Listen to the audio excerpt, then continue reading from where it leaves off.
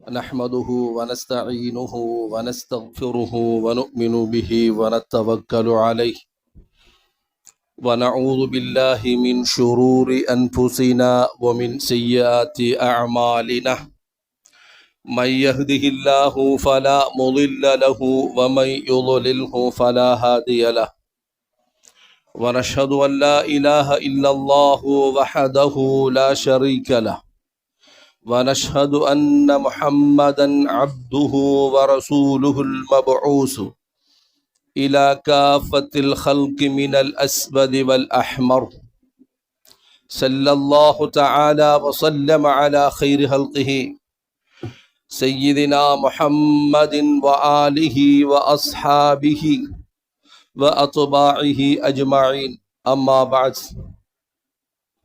فيقول الله تبارك وتعالى في القرآن الكريم والفرقان المجيد أعوذ بالله من الشيطان الرجيم بسم الله الرحمن الرحيم والعصر إن الإنسان لفي خسر إلا الذين آمنوا وعملوا الصالحات وتواصوا بالحق وتواصوا بالصبر صدق الله العلي العظيم. عن عبادة بن صامت رضي الله تعالى عنه قال قال صلى الله عليه وسلم من أحب لقاء الله أحب الله لقاءه ومن كره لقاء الله كره الله لقاءه أو كما قال صلى الله عليه وسلم. اللهم رب اشرح لي صدري ويسر لي أمري وحلل عقدة من لساني يفقه قولي ربي زدني علما. அளவற்ற அருளாளனும் நிகரற்ற அன்புடையோனுமாகிய எல்லாம் வல்ல அல்லாஹுவின் திருநாமம் கொண்டு ஆரம்பம் செய்கிறேன். ஸலவாத்தும் சலாமும் சத்திய தூதர் சன்மார்க்க போதகர் ரசூலே அக்ரம் ஸல்லல்லாஹு அலைஹி வஸல்லம் அவர்கள் மீதும் அவர்களை பின்பற்றி வாழ்ந்த சஹாபாக்கள், தாபிஊன்கள், தபஅ தாபிஈன்கள், நல்லடியார்கள் அனைவர்கள் மீதும் ஸலவாத்தும் சலாமும் கூறியவனாக புனிதமான ஜும்மாவுடைய கடமையை நிறைவேற்றுவதற்காக வேண்டி அல்லாஹுவின் இல்லத்தில் இஅ்திகாஃபுடைய நியத்தோடு அமர்ந்திருக்கும் அல்லாஹுவின் நல்லடியார்களே, பெரியவர்களே, சகோதரர்களே, எல்லா நிலைகளிலும் எல்லா நேரங்களிலும் அல்லாஹுவை அஞ்சி தக்வா செய்து வாழும்படியாக முதலில் எனக்கும் இரண்டாவதாக உங்களுக்கும் வசீகத்தும் நசீகத்தும் செய்து கொள்கிறேன். அன்பின் இஸ்லாமிய சகோதரர்களே, பெரியவர்களே, இன்று நாம் ஒரு புது வருடத்தை முன்னோக்கி அந்த புது வருடத்தில் 15 தினங்களை அடைந்த நிலையில் இந்த இடத்தில் உட்கார்ந்திருக்கிறோம். புது வருடம் என்பது நாங்கள் எல்லோரும் அறிந்திருக்கிறோம், முஹர்ரம் மாதம். முஹர்ரம் மாதம்தான் சகோதரர்களே முஸ்லிம்களின் புது வருடம். இந்த புது வருடத்தை அடைந்த ஒவ்வொரு முஸ்லீமும் இந்த மாதத்தை நோன்பை கொண்டு ஆரம்பித்திருக்கிறோம் அல்லவா? அதுதான் சந்தோஷமான விடயம், அல்லாஹ் விரும்பக்கூடிய விடயம். ஒரு மனிதனுடைய வாழ்க்கையில் ஒரு வருடம் கழிந்து விடுகிறதென்றால் சகோதரர்களே, ஒரு பக்கம் அந்த மனிதன் சந்தோஷம் அடைவான், இன்னும் ஒரு பக்கம் உள்ளரங்கத்தில் அவன் யோசனை செய்து பார்க்கும் பொழுது அவன் கவலை கொள்வான். சகோதரர்களே, கவலை கொள்வான். சந்தோஷம் என்றால் இவ்வுலகத்தில் வாழக்கூடிய நான் ஒரு வயதை நான் அடைந்து விட்டேன், ஒரு வயதில் இருந்து இன்னும் ஒரு வயதிற்கு நான் சென்று விட்டேன், நான் இளம் பருவத்தை அடைந்திருக்கிறேன், சாதிக்க வேண்டிய வயதை நான் அடைந்திருக்கிறேன் என்றெல்லாம் சந்தோஷம் வரும் சகோதரர்களே. ஆனால் கவலையான விடயத்தை அவன் யோசனை செய்வதே இல்லை. சகோதரர்களே, ஒவ்வொரு மனிதனும் முஹர்ரம் மாதத்தை அடையும் பொழுது தனது உள்ளத்தில் கரம் வைத்து விசாரணை செய்ய வேண்டும். தனது உள்ளத்தில் கரத்தை வைத்து அவன் யோசனை செய்ய வேண்டும். அல்லாஹுவினால் தரப்பட்ட எனது வாழ்நாளில் ஒரு வருடத்தை நான் முடித்து விட்டேன், ஒரு வருடம் எனது வாழ்க்கையில் இருந்து அகற்றப்பட்டு விட்டது, ஒரு வருடத்தை கொண்டு நான் எனது மண்ணறை வாழ்க்கையை நெருங்கிவிட்டேன். ஒரு வருடத்தில் நான் கழித்த நான் என்ன செய்திருக்கிறேன்? ஏண்ட அல்லாஹுடைய திருப்பொருத்தம் ஏண்ட வாழ்க்கையில் வந்திருக்கிறதா? அல்லாஹுடைய உதவி ஏண்ட வாழ்க்கையில் வந்ததா என்ற சிந்தனை சகோதரர்களே உருவாக வேண்டும். இதுதான் யதார்த்தமான விடயம். ஹதரத் உமர் ரலியல்லாஹு அன்ஹு அன்னவர்கள் சொல்லுகிறார், ஹாசிபு அன்ஃபுஸகும் கபுல அன் துஹாசபு.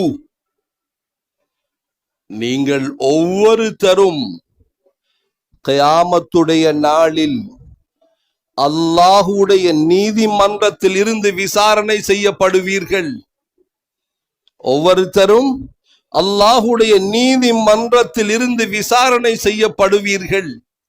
அதற்கு முன்பதாக உங்களையே நோக்கி நீங்கள் சுய விசாரணைகளை செய்து கொள்ளுங்கள். நான் பல வருடங்களை கடந்திருக்கிறேன். எனது வாழ்க்கையில் அல்லாஹுடைய திருப்பொருத்தத்தை அடைந்த வரலாறு இருக்கிறதா என்று. சகோதரர்களே, பெரியவர்களே, நான் முதலில் ஓதிய அல் குர்ஆன் வசனத்தில் அல்லாஹ் நாம் ஒவ்வொருத்தருக்கும் தந்திருக்கக்கூடிய இந்த காலம் பொறுமதியானது, உயர்ந்தது, விலை மதிக்க முடியாதது என்பதை அல்லாஹ் சகோதரர்களே மூன்று வசனத்தில் பறைசாட்டுகிறார். சகோதரர்களே, அல்லாஹ் அந்த அல் குர்ஆனிலே சொல்லுகிறான், வல் அஸ்ர் இன்னல் இன்சான லஃபீ குஸ்ர். சகோதரர்களே, அல்லாஹ் எங்களோடு எவ்வளவு இரக்கம் தெரியுமா? அல்லாஹ் சொல்லுகிறான், சகோதரர்களே, இந்த காலத்தின் மீது சத்தியமாக ஒவ்வொரு மனிதனுக்கும் அல்லாஹ் காலத்தை வழங்கியிருக்கிறான். சகோதரர்களே, சிலர்களுக்கு 50 வருடம், சிலர்களுக்கு 80 வருடம், சிலர்களுக்கு 20 வருடம், சிலர்களுக்கு வாழ்நாளே கிடையாது. சகோதரர்களே, அல்லாஹ் இந்த காலத்தை வைத்து அல்லாஹ் சத்தியமிட்டு கூறுகிறான், இன்னல் இன்சான லஃபீ குஸ்ர். மனித வர்க்கம் அல்லாஹ் உலகத்திலே படைத்த மனித வர்க்கம் முழு நஷ்டத்திலே இருந்து கொண்டிருக்கிறது என்று அல்லாஹ் சொல்லுகிறார். சகோதரர்களே, நாம் ஒவ்வொருத்தரும் நஷ்டவாளியா அல்லது அல்லாஹுவினால் தரப்பட்ட கடமைகளை செய்து அல்லாஹுடைய திருப்பொருத்தத்தை அடைந்து நான் வெற்றி பெற்றவனாக, அல்லாஹுடைய திருப்பொருத்தத்தை பெற்றவனா என்பதை நாம் பின்வரும் வசனத்தை வைத்து முடிவு செய்யலாம். அல்லாஹ் சொல்கிறான், சகோதரர்களே, ஒவ்வொரு மனித வர்க்கம் நஷ்டத்திலே வாழ்ந்து கொண்டிருக்கிறார்கள். நஷ்டம் இல்லாதவர்கள் யார் தெரியுமா? இல்லல்லதீன ஆமனு, எவர்கள் மனிதனாக படைக்கப்பட்டவர்களில் இந்த உயர்ந்த சிறந்த இஸ்லாத்தை ஏற்றுக்கொண்டார்களோ, ஈமானை ஏற்றுக்கொண்டார்களோ, அல்லாஹுவை நம்பினார்களோ, அவனது தூதரை நம்பினார்களோ, பர்சகுடைய நாளை நம்பினார்களோ, கபருடைய வாழ்க்கை இருக்கிறது என்று நம்பினார்களோ, இவர்கள் வெற்றியாளர்கள். சகோதரர்களே, ஈமான் இருக்க வேண்டும். நீ வெற்றி பெற வேண்டும் என்றால் ஒவ்வொரு முஸ்லீமும் சகோதரர்களே ஈமானை அடைந்திருக்கிறார்கள். ஆனால் ஈமானில் யகீன் கலந்திருக்க வேண்டும். ஈமானில் உறுதிப்பாடு இருக்க வேண்டும். சகோதரர்களே, எந்த அளவுக்கு ஈமானில் உறுதி இருக்க வேண்டும் என்றால் சகோதரர்களே, நபி இப்ராஹிம் அலைஹிஸ்ஸலாம் நெருப்பு குண்டகத்தில் போடப்பட ஆயத்தப்படுகிறார்கள். யூதர்களால் கட்டப்படுகிறார்கள். சகோதரர்களே, பெரும் நெருப்பு குண்டம், அதிலே எய்யப்படுகிறார்கள், எறியப்படுகிறார்கள். இயந்திரத்தின் மூலமாக எறியப்பட்டார்கள். சகோதரர்களே, எல்லா யூதர்களும் நினைத்தார்கள் இப்ராஹிம் சுக்குநூறாக ஆகிவிடுவார், இப்ராஹிம் சாம்பலாக மாறிவிடுவார் அலைஹிஸ்ஸலாம். இப்ராஹிமுடைய கதை இந்த நெருப்போடு முடிந்து விட்டது என்று நினைத்தார்கள். சகோதரர்களே, அரசன் உட்பட அந்த காலத்திலே வாழ்ந்த அரசன் நும்ரூத் என்ற அரசன், அவன் கூட நினைத்தான் இப்ராஹிமுடைய ஆட்டம் இந்த நெருப்பில் இடுவதன் மூலமாக நின்றுவிட்டது என்று நினைத்தான். சகோதரர்களே, இப்ராஹிம் அலைஹிஸ்ஸலாம் அல்லாஹுவை நம்பியிருந்தார்கள். சகோதரர்களே, அல்லாஹுவை ஈமான் கொண்டிருந்தார்கள். ஈமானிலே இருந்தது யகீன், உறுதி இருந்தது. ஏண்ட அல்லாஹ் என்னை பாதுகாப்பான், ஏண்ட அல்லாஹ் எனக்கு வெற்றியை தருவான் என்ற ஈமானில் உறுதி இருந்தது. சகோதரர்களே, சொன்னார் இப்ராஹிம் அலைஹிஸ்ஸலாம், ஹஸ்பி அல்லாஹ் ஹஸ்பி அல்லாஹு வ நிஅமல் வக்கீல் நிஅமல் மௌலா வ நிஅமன் நசீர் என்றுதான் ஓதிக்கொண்டே இருந்தார்கள். ஹதீஸ்களிலே வருகிறது, ஏண்ட ரப்பு எனக்கு போதுமானவன், என்னை பொறுப்பு எடுப்பவர்களில் அவன் மிக மிக சிறந்தவன் என்ற வசனத்தை ஓதிக்கொண்டிருந்தார்கள். சகோதரர்களே, ஈமானில் இருந்தது உறுதி. காஃபிர்களுடைய நிலைகளெல்லாம் தலகுலாக மாறியது. அவர்கள் நினைத்ததெல்லாம் தவிடுபொடியாக போனது.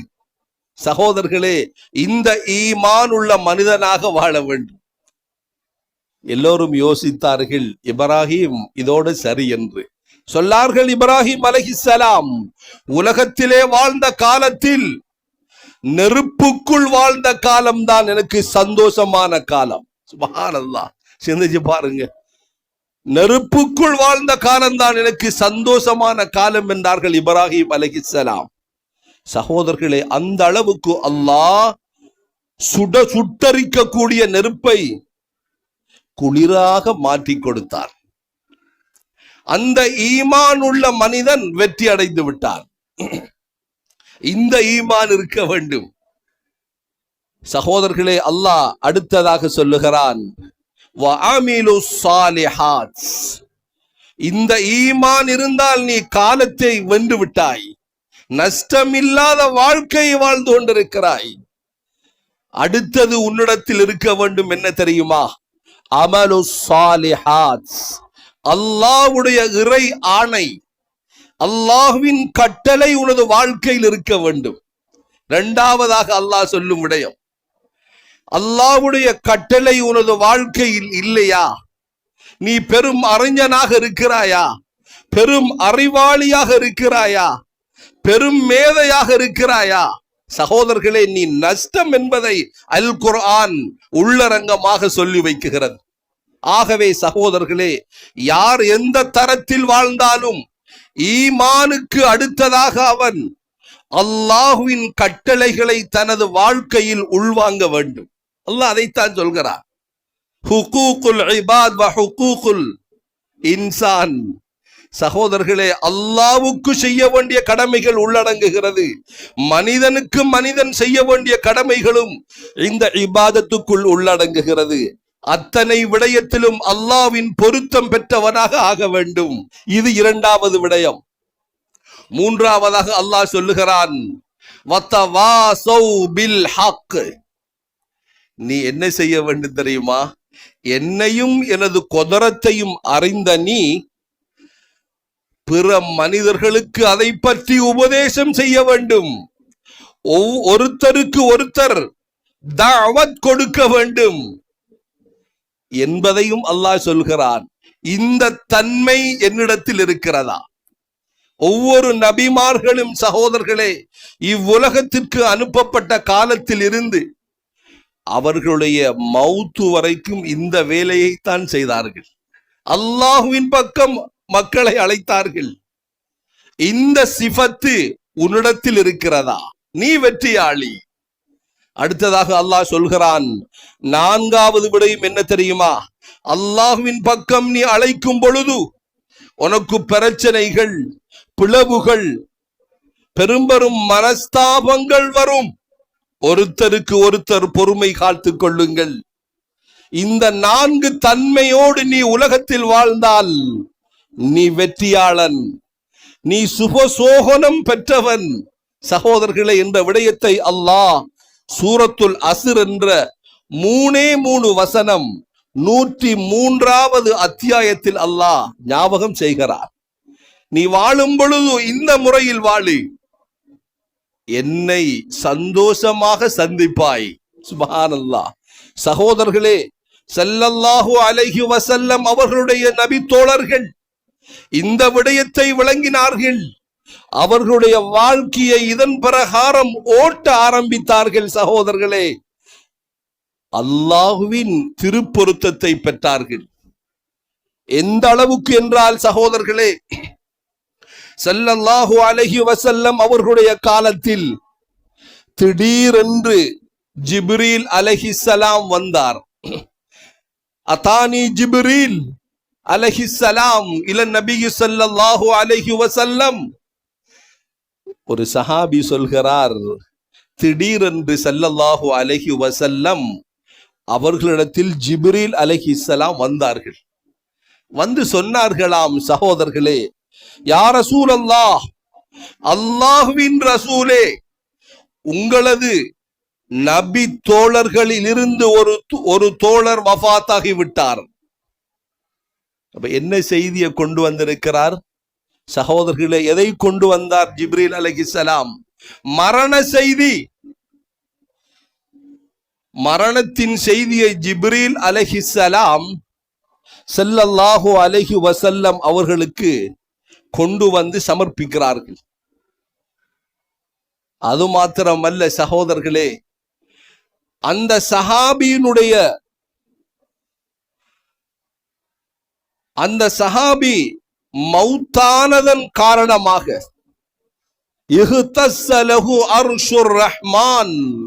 சொன்னார் ஜிப்ரீல் அலைஹிஸ்ஸலாம், யா ரசூலல்லாஹ், இந்த ஒரு நபி தோழர் மௌத்தாகி விட்டார், ஆனால் அதோடு மாத்திரம் நிக்க இல்ல, அல்லாஹ்வுடைய அர்ஷ் இவர் மௌத்தாகி விட்டார் என்பதை செவியுற்று நடுங்க ஆரம்பித்தது என்றார்கள். சுப்ஹானல்லாஹ்.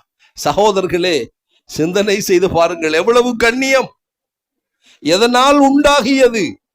அல்லாஹ் சொல்லிய இந்த காலத்தை அந்த சஹாபாக்கள் 100% எடுத்து நடந்தார்கள். சகோதரர்களே, மரண செய்தி கூட அல்லாஹ் வானவர்களின் தலைவர் ரயீசுல் அம்லாக், வானவர்களின் தலைவர் ரயீசுல் அன்பியா, நபிமார்களின் தலைவராகிய ஸல்லல்லாஹு அலைஹி வஸல்லம் அவர்களிடத்தில் வந்து சொல்லி காட்டுகிறார். அதுதான் கண்ணியம். இந்த வாழ்க்கை வாழ்ந்தாயா, நான் தரும் கண்ணியம் இப்படித்தான், அல்லாஹ் செய்து காண்பித்தான். சகோதரர்களே, அது மாத்திரமல்ல, சொன்னார்கள் ஸல்லல்லாஹு அலைஹி வஸல்லம் அவர்களிடத்தில் ஜிப்ரீல் அலைஹிஸ்ஸலாம் சொன்னார், வஃபுத்திஹத் லஹு அப்வாபுஸ் ஸமா. யா ரசூலல்லாஹ், உங்களுடைய இந்த தோழர் இருக்கிறாரே, இவர் இன்று மௌத்தாகி விட்டார். இந்த மௌத்தின் நிமித்தம், இவர் மௌத்தானதன் காரணமாக அல்லாஹ் அத்தனை வானத்தின் கதவுகளை எல்லாம் திறந்து விட்டார். சுப்ஹானல்லாஹ், எவ்வளவு பெரிய கண்ணியம். வானத்தின் கதவுகள் எல்லாம் திறக்கப்பட்டு விட்டது என்றார் வானவர் ஜிப்ரீல் அலைஹிஸ்ஸலாம். சகோதரர்களே, எதனால் கிடைத்தது இந்த நல்ல செய்தி? எதனால் கிடைத்தது? ஈமான் இருந்தது அந்த சஹாபியிடம். ஈமானில் யகீனுள்ள ஈமான், உறுதியான ஈமான். அமலு சாலிஹாத், அல்லாஹ்வுடைய கட்டளை இருந்தது வாழ்க்கையில். மூன்றாவதாக அல்லாஹ்வின் கட்டளையை போதனை செய்தார். நாலாவதாக அதில் வரக்கூடிய சஞ்சலங்களில் பொறுமை காத்தார். இந்த 4 சிபத்துக்களும் இந்த சஹாபியிடத்தில் இருந்தது. சகோதரர்களே, மரணம் எப்படி வருகிறது என்பதை சிந்தனை செய்து பாருங்கள். இந்த வாழ்க்கையை நான் 1446 ஹிஜ்ரியை முடித்து விட்டேன். வாழ்ந்தேனா? என்ற வாழ்க்கையில் வந்ததா? இதைத்தான் சகோதரர்களே நாம் ஒவ்வொருத்தரும் சிந்தனை செய்ய வேண்டும். சகோதரர்களே, அது மாத்திரமல்ல, அல்லாஹுவின் கண்ணியம். ஸல்லல்லாஹு அலைஹி வஸல்லம் அந்த சஹாபியுடைய ஜனாசாவை சஹாபாக்கள் சுமந்த வண்ணம் சென்றார்கள். மக்பராவை நோக்கி, கபரை நோக்கி நல்லடக்கம் செய்வதற்காக வேண்டி ஜனாசா கொண்டு செல்லப்பட்டது. முனாஃபிக்குகள் சொன்னார்கள், இந்த நபி தோழருடைய ஜனாசா மிக மிக இலகுவாக கொண்டு செல்லப்படுகிறது. ஏன்? பாரமில்லாத ஒரு ஜனாசா. ஏன் காரணம் தெரியுமா? இவர் அநியாயம் செய்திருந்தார் என்றார்கள் முனாஃபிக்குகள். சகோதரர்களே, இதை செவியுற்ற நபி தோழர்களுக்கு ரொம்ப கவலை. ஏன்? ஜிப்ரீல் அலைஹிஸ்ஸலாம் செய்தியை கொண்டு வந்த ஒரு பெரும் மகான் இந்த சஹாபி, சஅத் இப்னு முஆத் ரலியல்லாஹு அன்ஹு அவர்களது பெயர். சகோதரர்களே, ரொம்ப கவலை சஹாபாக்களுக்கு. எனவே ஜனாசா நல்லடக்கம் செய்யப்பட்டதன் பிறகு நபி தோழர்கள் எல்லாம் ஸல்லல்லாஹு அலைஹி வஸல்லம் அவர்களிடத்தில் கேட்டார்கள், யா ரசூலல்லாஹ், சஅத் இப்னு முஆதுடைய ஜனாசாவை நாங்க தோளில் வைத்து சுமந்த வண்ணம் சென்று கொண்டிருந்தோம். எங்களுக்கு விமர்சன வார்த்தைகள் வந்தது நாயகமே. இவரை குத்தி பேசினார்கள் யூதர்கள். என்ன பேசினார்கள் தெரியுமா நாயகமே? இந்த ஜனாசா பாரமில்லாமல் செல்லுகிறது, இவன் செய்த அநியாயத்தின் நிமித்தம் என்றெல்லாம் சொல்லுகிறார்கள் நாயகமே. நாங்களும் சுமந்துதான் சென்றோம், ஆனால் ஜனாசாவை இப்படி ஜனாசாவை நாங்க சுமந்ததாக இல்ல. சஹாபாக்கள் சொல்கிறார்கள், யா ரசூலல்லாஹ், நிறைய ஜனாசாக்களை தோளில் சுமந்து நாங்களும் நல்லடக்கம் செய்தோம். ஆனால் இந்த சஹாபியினுடைய ஜனாசா இலகுவாக பாரம் இல்லாத மாதிரி எந்த ஜனாசாவும் இருக்க இல்லை. அவர்கள் செல்வது போன்று ஜனாசா பாரம் இல்லாமல் தான் இருந்தது என்று நபித்தோழர்கள் சொல்லுகிறார்கள். சகோதரர்களே, சிந்தனை செய்து பாருங்கள், அல்லாஹ் அதில் அவர்களுக்கு குறை வைப்பானா? ஜிப்ரீல் அலைஹிஸ்ஸலாம் மௌத்து செய்தியை கொண்டு வந்தவர், அல்லாஹுடைய அர்ஷின் நடுங்கியவர், வானத்தின் கதவுகள் எல்லாம் திறக்கப்பட்ட ஒரு நபித்தோழர். ஜனாசா மாத்திரம் ஏன் பாரம் இல்லாமல் போய்விட்டதே? அல்லாஹ் அதில் குறை செய்வானா? சகோதரர்களே, சஹாபாக்களை நோக்கி சொன்னார் ஸல்லல்லாஹு அலைஹி வஸல்லம், தோழர்களே, நீங்க ஜனாசாவை சுமந்துதான் போனீங்க. இவருடைய ஜனாசாவில், இந்த சஹாபியுடைய ஜனாசாவில் கலந்து கொள்வதற்காக வேண்டி வஷஹித லஹு 70,000 மினல் மலாயிகா சொன்னார் ஸல்லல்லாஹு அலைஹி வஸல்லம். தோழர்களே, இந்த நபி தோழருடைய ஜனாசாவில் அல்லாஹு தஆலா 70,000 மலக்குகளை பங்கு கொள்ள வச்சான். சுப்ஹானல்லாஹ், 70,000 மலக்குகள் பூமிக்கு வரவே இல்லாதவர்களாம், சில ஹதீஸ்கள்ல வருகிறது. சகோதரர்களை, சிந்தனை செய்து பாருங்கள், 70,000 மலக்குகள், இவர்கள்தான் அந்த ஜனாசாவை சுமந்து சென்றார்கள்.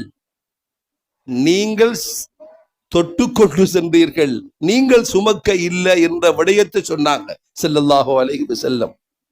சகோதரர்களே, எந்த அளவுக்கு அல்லாஹ் இந்த சிபத்தில் வாழ்ந்த அந்த சஹாபி ரலியல்லாஹு அன்ஹு அவர்களுக்கு கொடுத்த கண்ணியம். ஒரு முறை சகோதரர்களே, ஸல்லல்லாஹு அலைஹி வஸல்லம் அவர்கள் என்ன செய்கிறார்கள்?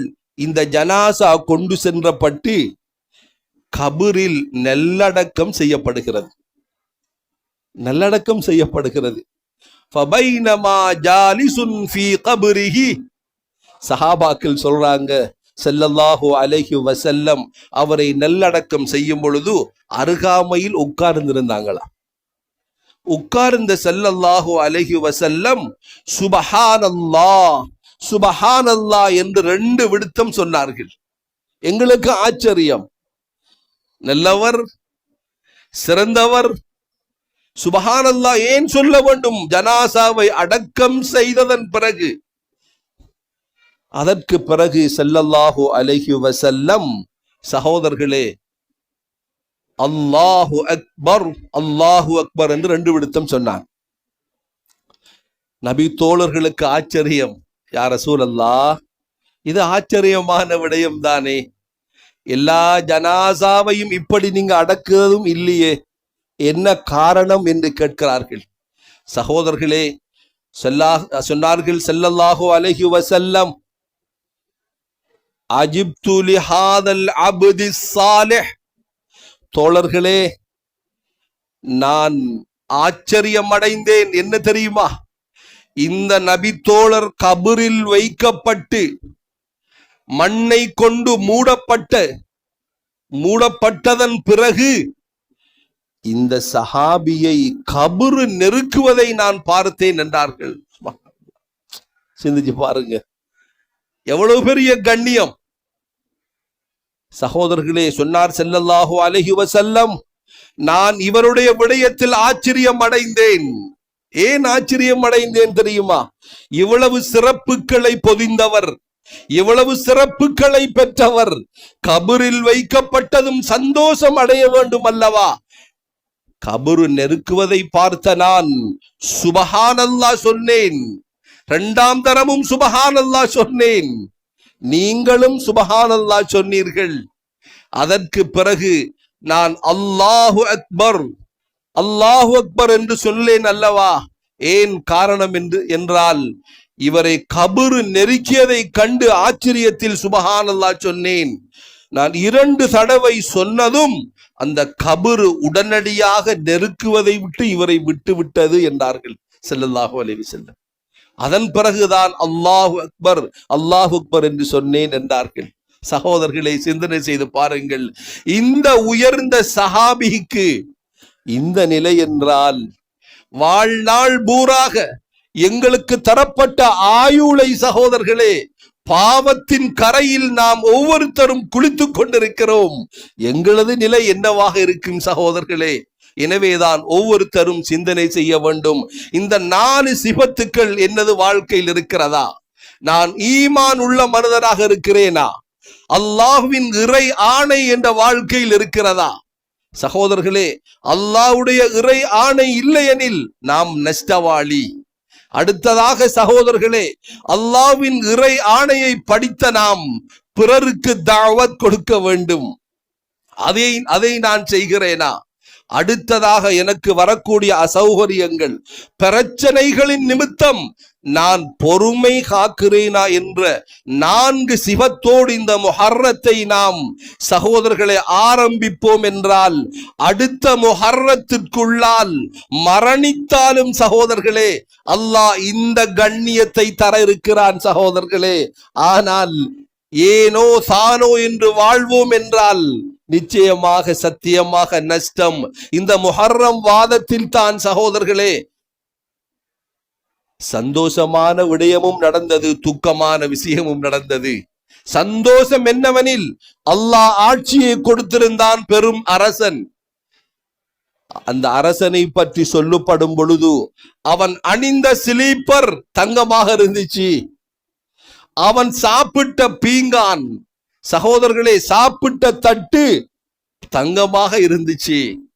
அவன் சாய்ந்து கொண்ட தூக்கத்தில் ஈடுபட்ட அந்த மெட்ரஸ் தங்கமாக இருந்தது சகோதரர்களே. பல வருடங்கள் ஆட்சியில் இருந்த அந்த கொடிய அரசன் அழிக்கப்பட்ட நாள் சகோதரர்களே இந்த முஹர்ரம் மாதத்தில் தான் அவன் அழிக்கப்பட்டான். எனவேதான் சகோதரர்களே அல்லாஹ் அவனது அருட்கொடைகளை தந்திருக்கிறான். இதை நல்ல வழியில் செலவு செய்யும் பொழுது நல்ல மரணம் வரும். நாம் கெடுதியில் செலவு செய்யும் பொழுது கெட்ட மரணம் வரும் சகோதரர்களே. இந்த நேரத்தில் கைதேசப்படுவது, இந்த நேரத்தில் அவதிப்படுவது, இந்த நேரத்தில் அல்லாஹ்விடத்தில் நாம்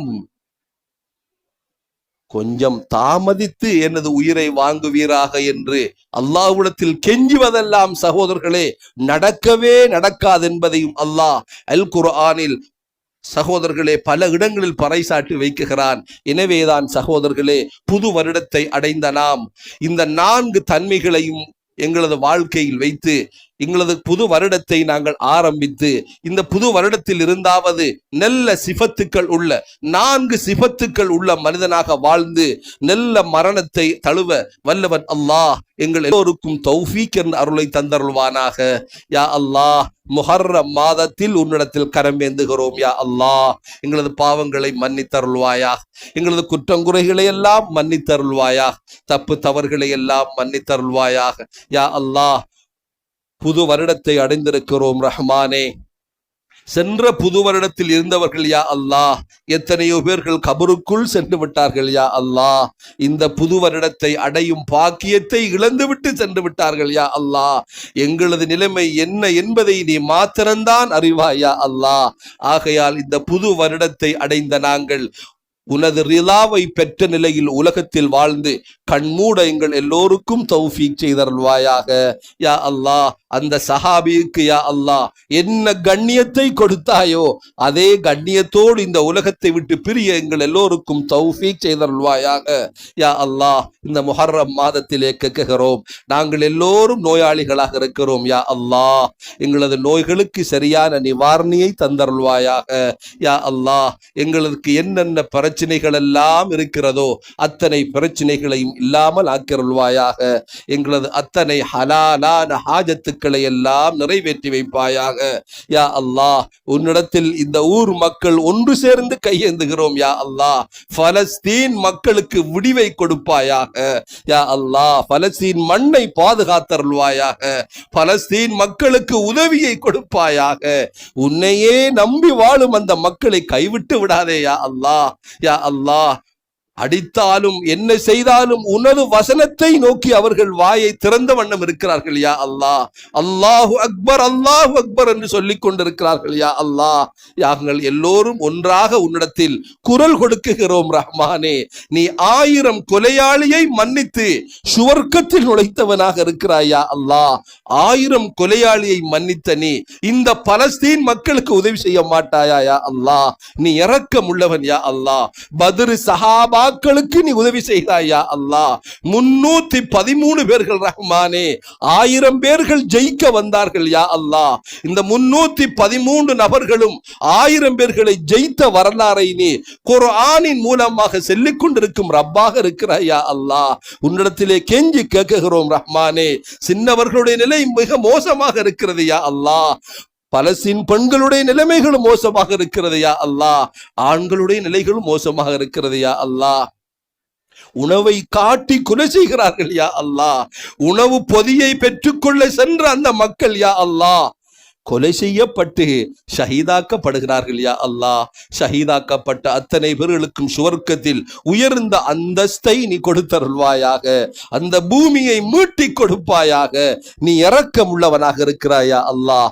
வாக்கு மாறாதவனாக இருக்கிறாயா அல்லாஹ். உன்னிடத்திலே கேட்குகிறோம் ரஹ்மானே. ஆகையால் இந்த சிறிய துஆவை நீ ஏற்று அங்கீகரித்து அருள் பாலிப்பாயாக. வ ஆகிரு தஅவானா அல்ஹம்துலில்லாஹி ரப்பில் ஆலமீன்.